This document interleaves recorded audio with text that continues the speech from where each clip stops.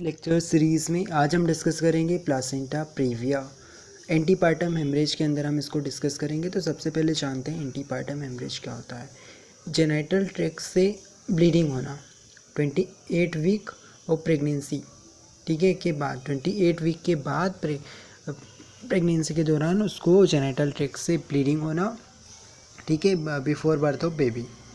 Birth नहीं हुआ है बेबी का और 28 वीक हो चुके हैं, उस दौरान प्रेगनेंसी के दौरान उसको ब्लीडिंग हो रही है जेनाइटल ट्रैक्ट से, तो उसको कहेंगे एंटीपार्टम हेमरेज।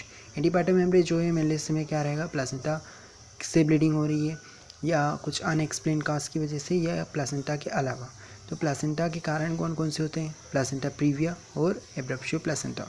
प्लासेंटा प्रीविया जो होता है वो 35% केसेस में देखने को मिलेगा। प्लासेंटा प्रीविया, प्रीविया मतलब पोजीशन, यहाँ पे जो है प्लासेंटा जो है वो कहाँ पे रहेगा, लोअर यूट्राइन सेगमेंट पे, जबकि नॉर्मल पोजीशन कहाँ पे होती है, अपर यूट्राइन सेगमेंट पे। तो ये प्लासेंटा प्रीविया पोजीशन का डिसऑर्डर है। एब्रप्शियो प्लासेंटा, यहाँ पे प्लासेंटा की पोजीशन तो नॉर्मल है, लेकिन जो प्लासेंटा जो है प्री मेच्योर रप्चर हो जाएगा ठीक है, प्री मेच्योर रप्चर हो प्लासेंटा, तो उसको एब्रप्शियो प्लासेंटा कहेंगे। कुछ अनएक्सप्लेन काज होते हैं, ठीक है, और कुछ एक्स्ट्रा प्लासेंटल काज होते हैं। तो यहाँ पे एक्स्ट्रा प्लासेंटल में क्या क्या चाहेंगे, cervical polyps, varicose when, local trauma, cervix का कार्सिनोमा, ये सारे काजेस हैं। अब बेसिकली बात करते हैं प्लासेंटा प्रीविया। तो प्लासेंटा प्रीविया जो है इसमें क्या होगा, मतलब प्लासेंटा की जो पोजीशन है वो कहाँ पे रहेगी, लोअर यूट्राइन सेगमेंट पे, ठीक है। प्लासेंटा का इम्प्लांटेशन पार्शियली और कम्प्लीटली कहाँ पे होगा, लोअर यूट्राइन सेगमेंट में, तो उसको क्या कहेंगे, प्लासेंटा प्रीविया। इससे क्या हो इस तरीके की पोजीशन होने से क्या होगा कि जो आपको डायग्राम में दिख रहा है टाइप 1, टाइप 2, टाइप 3, टाइप 4, जहाँ पे इंटरनल ओज है उसकी क्लोज होने के रिलेशन में इसको टाइप में बांटा गया है। जैसे अगर इंटरनल ओस, अगर इसमें देखो सबसे पहला जो टाइप है उसमें क्या होगा, लो लाइन, इसमें क्या होगा, मेजर पार्ट जो है प्लासेंटा का वो कहाँ पे रहेगा, अपर सेगमेंट में, और उसके जो मार्जिन है वो किसकी तरफ होंगे, इंटरनल ओस की तरफ। सेकेंड वाला टाइप जो है मार्जिनल, इसमें मेनली इंटरनल ओस को जो है मार्जिन टच करेंगे, ठीक है, और पूरी तरीके से क्लोज भी नहीं होगा इंटरनल ओस। थर्ड वाले में क्या होगा, प्लासेंटा जो है इंटरनल ओस को पार्शियली क्लोज करेगा और इनकम्प्लीटली। और जो फोर्थ टाइप है उसमें क्या हो जाएगा, सेंट्रल, जिसमें पूरी तरीके से इंटरनल ओस कवर हो जाएगा प्लासेंटा से, ठीक है। तो ये 4 टाइप के होते हैं अब प्लासेंटा प्रीविया जो है इसका इंसिडेंस, तो ये अपन को कितने, अबाउट 1/3 केसेस तो एंटीपार्टम हेमरेज जो है वो प्लासेंटा 35% केसेस, ठीक है, तो इसमें देखने को मिलेगा। अच्छा, इसका एटियोलॉजी की बात करें तो ड्रिपिंग डाउन थ्योरी, यानी इसमें क्या होगा, जो ओवम है वो इम्प्लांटेड हो गया लोअर यूट्राइन सेगमेंट में, ठीक है, और पुअर रेसिडुअल रिएक्शन अपर यूट्राइन सेगमेंट में, तो ये भी एक काज हो सकता है, ठीक है। इसके अलावा परसिस्टेंस ऑफ कोरियोनिक एक्टिविटी, तो ये हो सकता है एटियोलॉजी, और डिफेक्टिव डेसिडुआ, ठीक है। डेसिडुआ क्या होता है, जो एंडोमेट्रियम होता है प्रेग्नेंट यूट्रस का, उसको डेसिडुआ कहते हैं, ठीक है। अब यहाँ पे being surface area of placenta as in twins के केसेस में, अच्छा, इसके हाई रिस्क फैक्टर कौन कौन से होते हैं प्लासेंटा प्रीविया होने के लिए, मल्टीपेरिटी हो गया, फिर इंक्रीज मैटरनल एज, 35 एज हो चुकी है उसके बाद कंसीव किया, तो उसमें होने के चांसेस ज़्यादा रहते हैं। प्रीवियस सी सेक्शन डिलीवरी हुई है प्लासेंटा की साइज एबनॉर्मल है, स्मोकिंग हो सकता है एक काज, कार्बन मोनोऑक्साइड पॉइजनिंग, ये सारे क्या हो गए, हाई रिस्क फैक्टर। फिर पैथोलॉजिकल एनाटमी की बात करें तो प्लासेंटा, ठीक है, इसमें पैथोलॉजिकल मतलब प्लासेंटा कैसा रहेगा, लार्ज एंड थिन रहेगा, ठीक है, टंग सेपरेट एक्सटेंशन रहेगा प्लासेंटा से, और अम्लाइकल कोड जो है वो अटैच रहेगा मार्जिन से, ठीक है। लोअर यूट्राइन सेगमेंट जो है वो उसमें क्या रहेगा, वस्कुलरिटी ज़्यादा रहेगी, है ना, प्लासेंटा वहाँ वहीं पे रहेगा अटैच। फिर इसके अलावा lower uterine segment and cervix जो है वो सॉफ्ट रहेंगे, फ्राइबल रहेंगे। अच्छा, टाइप से हमने देख लिए टाइप 1, 2, 3, 4, ठीक है। इसके बाद डेंजरस प्लासेंटा प्रीविया, मतलब ये नाम में ही है कि उसमें क्या होगा, टाइप 2 वाला जो है, टाइप 2 पोस्टीरियर प्लासेंटा प्रीविया, इसमें क्या होगा कि बर्थ कैनाल जो है, because the curved birth canal major thickness of the placenta overlie the sacrum promontory, thereby dimming the anteroposterior diameter of the inlet and prevent engagement of the present. इसमें engagement नहीं हो पाएगा dangerous वाले में, ठीक है। इंगेजमेंट में दिक्कत होगी। इंगेजमेंट क्या होता है, इसमें जो हमारा जो पेल्विक ब्रेम है उसमें हेड जो है वो इंगेज हो जाता है, उसमें फंसेगा, उसमें हेड जो है वो वहाँ पे जाके फिक्स हो जाएगा, उसको इंगेजमेंट कहते हैं पेल्विक ब्रेम में। अच्छा, इसके काजेज ऑफ ब्लीडिंग का कारण क्या है, तो इस तरीके के आज द प्लासेंटल ग्रोथ, प्लासेंटल गलत जगह पे लोअर यूट्राइन सेगमेंट में है, ठीक है, तो इसकी वजह से ब्लीडिंग होगी, ठीक है।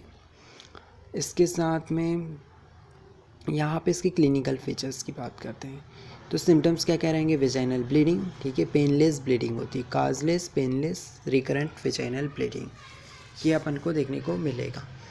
और अनएसोशिएटेड पेन भी देखने को मिल सकता है, मतलब लेबर वाला पेन नहीं है फिर भी उसको पेन हो रहा।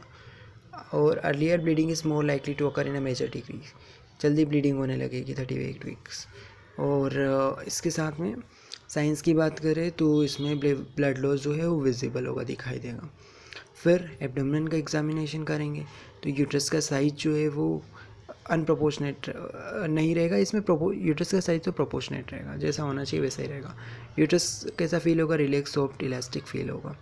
हेड फ्लोटेड रहेगा और माल प्रेजेंटेशन बना रह सकता है, जैसे ब्रीच वगैरह भी इसमें देखने को मिल सकता है। फिटल हार्ट साउंड की बात करें तो usually fetal heart sound present रहेंगे जब तक कि unless there is a major separation of placenta with the patient in exsanguination condition, मतलब नॉर्मली हार्ट साउंड प्रेजेंट रहेंगे यहाँ पे। और इसके अलावा कंफर्म डायग्नोसिस कैसे करोगे, सोनोग्राफी से, ट्रांसवेजाइनल सोनोग्राफी, ये डॉपलर अल्ट्रासाउंड करा लो, 3D Doppler ultrasound study, transabdominal sonography, इसके अलावा MRI करा सकते हैं, है ना, CT करा सकते हैं। और क्लिनिकली कैसे डायग्नोसिस करेंगे, बाय इंटरनल एग्जामिनेशन करेंगे, ठीक है, डायरेक्ट विजुअलाइजेशन C सेक्शन से देख के, और प्लासेंटा जो है उसको एग्जामिन करेंगे।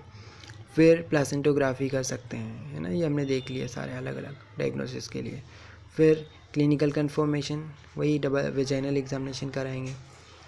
फिर स्पेकुलम को इंट्रोड्यूस करके वहाँ पे अपन उसको फिंगर से फील करेंगे, तो अपन को जो सर्विक्स है वहाँ पे ये प्लासेंटा फील होगा, ठीक है। DD कैसे बनाएंगे, प्लासेंटा प्रीविया का DD बनेगा एब्रप्शियो से। तो इसको डिफरेंस पढ़ लेते हैं। प्लासेंटा प्रीविया जो होता है वो पेनलेस कंडीशन है और एब्रप्शियो पेनफुल है। पेनफुल क्यों है, क्योंकि वहाँ पे प्रीमेच्योरली सेपरेट हो रहा है ना, इसलिए। और यहाँ पे केवल पोजीशन गड़बड़ है प्रीविया में। ब्लड का कैरेक्टर प्रीविया में कैसा रहेगा, ब्राइट रेड। एब्रप्शियो जो होता है वो 3 तरीके का होता है, एक तो इसमें मेनली डार्क कलर का ब्लड रहेगा, और ये 3 एब्रप्शियो प्लासेंटा 3 तरीके के होते हैं। कौन कौन से होते हैं, एक हो जाएगा कंसील्ड, रिवील्ड और मिक्स। रिवील्ड मतलब जो ब्लड है वो बाहर ही विजिबल होगा ब्लड लॉस, और कंसील्ड यानी छुपा हुआ ब्लड रहेगा, है ना, ये हम डिस्कस करेंगे अभी एब्रप्शियो में। और मिक्स यानी दोनों फीचर हो सकते हैं।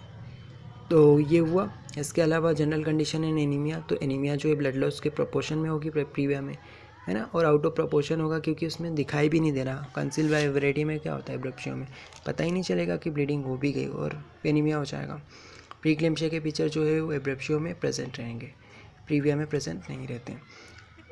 यूट्रस की हाइट जो है वो प्रोपोर्शनेट रहेगी, और अगर एब्रप्शियो है तो उसमें डिसप्रोपोर्शनेट रहेगी।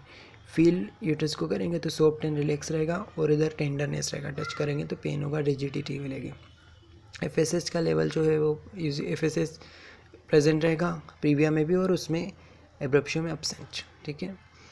माल प्रेजेंटेशन जो है प्रीविया में कॉमन रहता है, ब्रीच वगैरह। ब्रीच प्रेजेंटेशन क्या होता है, जिसमें कि पोडेलिक पेयर जो है वो आते हैं, ठीक है। हेड डिलीवरी होती है पहले तो पेयर आ जाता है, तो उसको ब्रीच कहते हैं।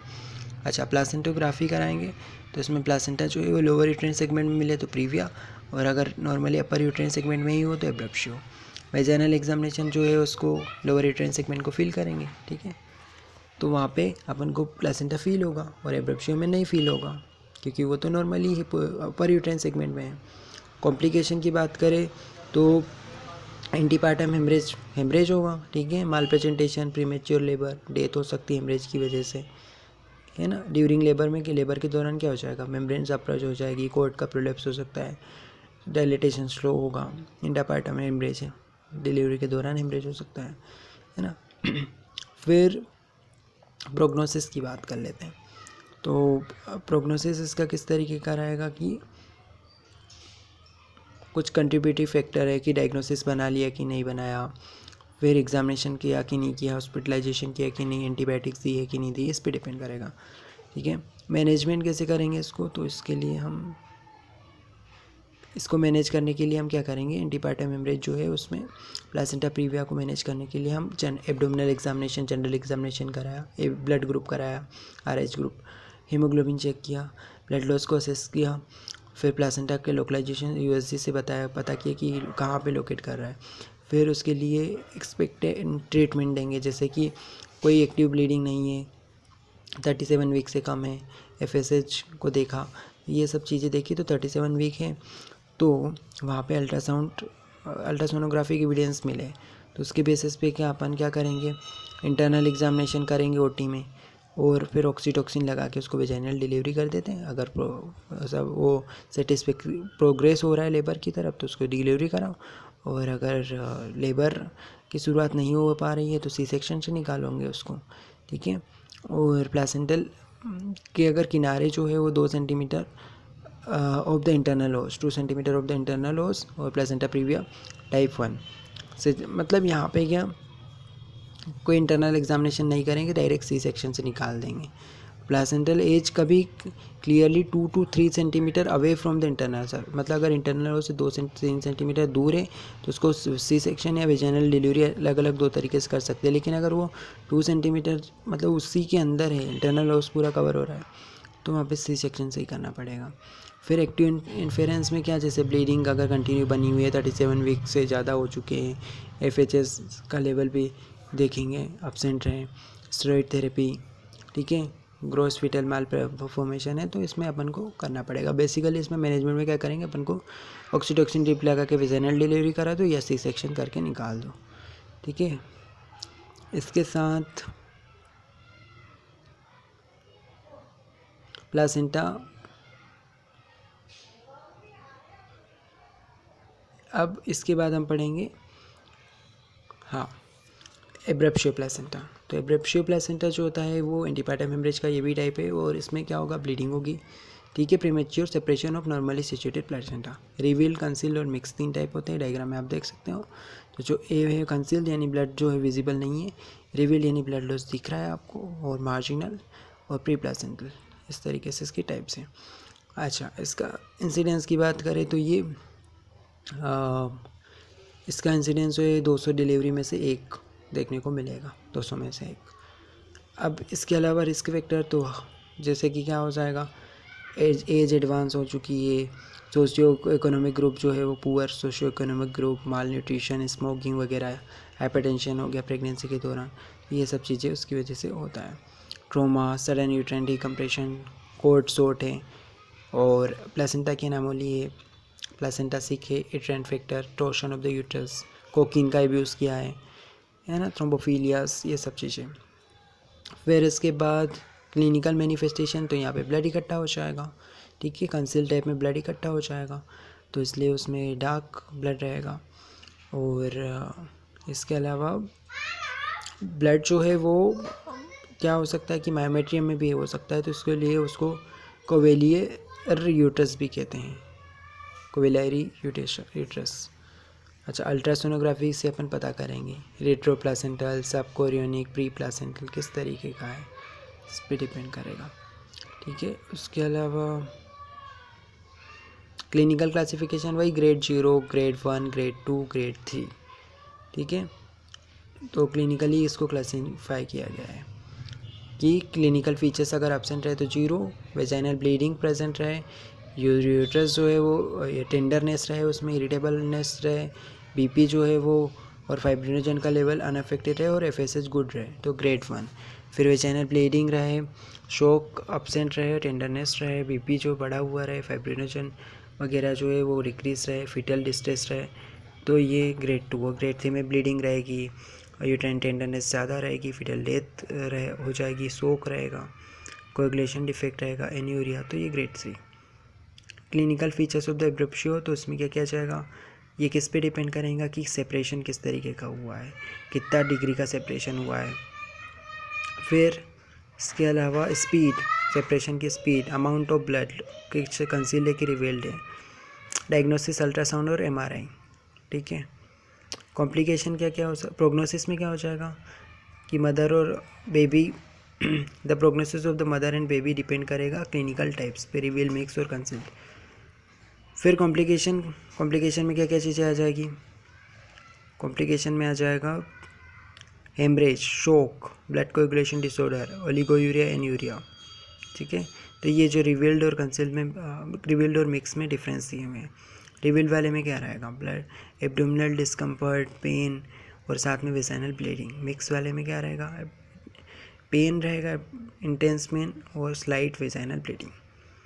इसके अलावा character of bleeding dark colour का रहेगा, उधर भी डार्क कलर का रहेगा, कंटिन्यूअस। जनरल कंडीशंस हो रहेगी विजिबल ब्लड लॉस रिवील्ड में, और मिक्स वाले में हो भी सकता है, नहीं भी हो। पेलरनेस विजिबल में तो रहेगी, ठीक है, सीवियर पेलरनेस मिक्स वाले में। प्रीक्लिम्शिया के फीचर्स जो है वो रिवील्ड वाले में एब्सेंट रहेंगे और मिक्स वाले में हो सकते हैं। फिर एफएचएस का लेवल यूजुअली प्रेजेंट रहेगा रिवील्ड में और मिक्स वाले में एब्सेंट रहेगा। हीमोग्लोबिन काउंट लो वैल्यू रहेगी और मार्क लो रहे तो मिक्स वाला। इसके अलावा कोगुलेशन प्रोफाइल अगर अनचेंज रहे तो रिवील्ड टाइप है, और अगर चेंज हो जाए कोगुलेशन प्रोफाइल तो जैसे कि क्लॉटिंग टाइम इंक्रीज हो जाए, फिब्रिनोजन का लेवल लो हो जाए, प्लेटलेट काउंट लो हो जाए, ठीक है, एफडीपी इंक्रीज हो जाए और पार्शियल थ्रोम्बोप्लास्टिन टाइम इंक्रीज हो जाए, तो वो मिक्स वाला है। यूरिन फॉर प्रोटीन ये एब्सेंट हो सकता है इसमें और उधर प्रेजेंट रहेगा मिक्स वाले में। ठीक है, तो एब्रप्शियो को मैनेज कैसे करेंगे, एब्रप्शियो की मैनेज करने के लिए वही कि रिससेक्टाइजेशन के लिए भेजेंगे, हॉस्पिटलाइजेशन वगैरह करना पड़ेगा। अगर पेशेंट लेबर के लिए फेवर कर रहा है तो उसको वेजाइनल डिलीवरी कर दो, और अगर पेशेंट लेबर में नहीं है तो उसको ऑक्सीडेक्शन ड्रिप लगा के वेजाइनल डिलीवरी कराओ या सी सेक्शन से उसको निकालो। फिर कंसील्ड वेराइटी है तो उसमें भी ऑक्सीडेक्शन ड्रिप लगा के या सी सेक्शन से। ठीक है, इसके साथ में नाउ समरी, तो हेमरेज जो है, एंटीपार्टम हेमरेज जो है मेजर काज है मैटरनल मोर्टालिटी का, मॉर्बिडिटी मोर्टालिटी का। एंटीपार्टम हेमरेज जो होता है उसमें ब्लीडिंग होती है जेनिटल ट्रैक्ट से after 28 week of pregnancy. Major cause of antepartum haemorrhage placenta praevia and abruptio placenta. Placenta praevia जो होता है 4 टाइप का होता है, ठीक है, और इसके अलावा प्लेसेंटा प्रीविया जो होता है वो उसको डायग्नोसिस किससे करते हैं, अल्ट्रासोनोग्राफी से करते हैं, ट्रांस वेजाइनल है ना, इस तरीके से। इसके अलावा विदिन 2 सेंटीमीटर से ज़्यादा इंटरनल ओस जो है वो क्लोज हुआ है उस पर डिपेंड करेगा। इसके अलावा मैनेजमेंट है ना, और मैटरनल कॉम्प्लिकेशन हेमरेज हो सकता है ना। फीटल कॉम्प्लिकेशन में क्या, प्रीमेच्योर बेबी रहेगा, आईयूएफडी, इंटररेंट फीटल डेथ, एस्फिक्सिया, ये बच्चे के कॉम्प्लिकेशन होगा। प्लेसेंटा एब्रप्शियो जो है उसमें रिस्क फैक्टर में क्या हो जाएगा, हाइपरटेंशन, थ्रोम्बोप्लेफिलिया है ना, ट्रॉमा, स्मोकिंग। और एब्रप्शियो जो है उसको डायग्नोसिस करेंगे यूएसजी एमआरआई है ना, लेबोरेटरी। और प्लेसेंटा एब्रप्शियो जो है उसको उसमें किस पे डिपेंड करेगा, सीवीएटी, एज पे, गेस्टेशनल एज, मदर और फीटस पे डिपेंड करेगा। फिर डिलीवरी जो है वो मोस्ट केसेस एब्रप्शियो में कैसे होगी, उसमें फीटल लंग मैच्योरेशन पे डिपेंड करेगी।